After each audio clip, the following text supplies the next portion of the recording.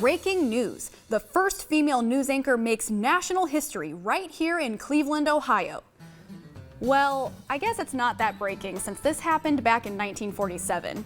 Her name was Dorothy Fuldheim, and she was very influential in broadcast news, as she had her very own weekly show on television. This was at a time when not a lot of women were working in the field of journalism, and she was already in her 50s when she started her broadcasting career.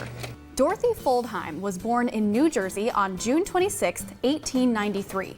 She grew up in Wisconsin and attended Milwaukee College to be trained as a teacher. She moved to Cleveland in the 1920s, shortly after marrying her first husband, Milton Fuldheim.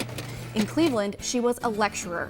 She would say that she could always grab an audience's attention within 5 minutes.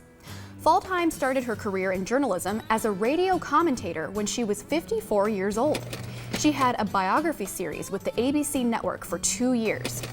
In 1947, she finally made it to television. WEWS-TV sat her in front of a camera as a nightly news anchor, making her the first woman to appear on broadcast news in the entire U.S.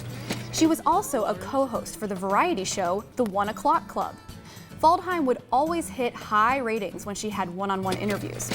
She interviewed Helen Keller, Adolf Hitler, Franklin D. Roosevelt, and Muhammad Ali, among many, many others. By 1982, she was recognized nationally as a news anchor.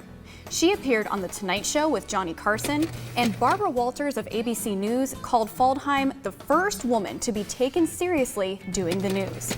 She even got a few job offers from national networks, but she turned them all down because she was loyal to the Cleveland station WEWS for believing in her from the beginning.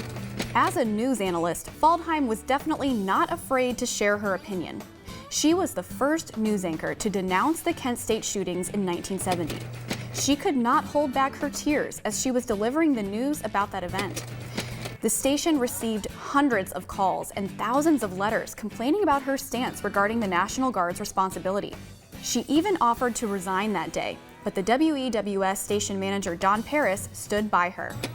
Her career as a news anchor ended when she was 91 years old and had suffered from 2 strokes. Her last interview was in 1984 with then-President Ronald Reagan. She passed away in 1989 at the age of 96. Although her name might not be very recognizable outside of the news industry, Dorothy Fuldheim made a great impact in the way the public gets the news, even to today. Signing off.